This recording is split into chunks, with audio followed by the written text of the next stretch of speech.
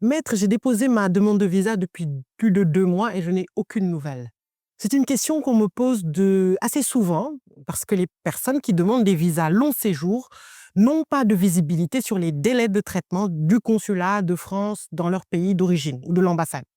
Il faut savoir que c'est l'article R811-2 du CESDA qui nous dit que l'étranger qui demande un visa d'une durée supérieure à 3 mois, donc un visa D long séjour, et qui présente un acte d'état civil pour lequel il existe un doute sérieux quant à l'authenticité de l'état civil, que le consulat ou l'ambassade peut vérifier cet acte dans un délai de 4 mois qui est renouvelable une fois.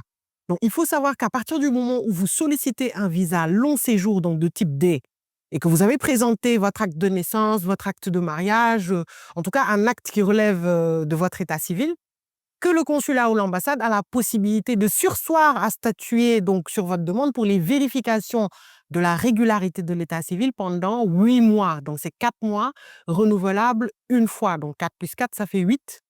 Et l'article précise que ces délais sont rajoutés au délai d'instruction, au délai normal, hein, le délai normal d'instruction. Alors, quel est le délai normal d'instruction? C'est le délai de 2 mois, donc qui est régi par le code de relations entre le public et l'administration. Lorsque vous déposez une demande, l'administration a 2 mois pour statuer.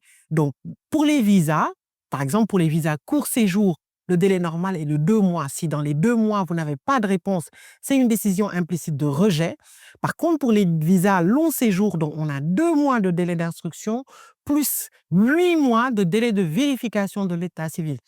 Ce qui veut dire que si vous avez déposé votre demande de visa long séjour, que vous n'avez pas de nouvelles après 10 mois, vous êtes en droit de saisir la commission de recours contre les décisions de refus de visa pour une décision implicite de rejet, parce qu'on peut considérer que l'administration a rejeté votre demande de visa.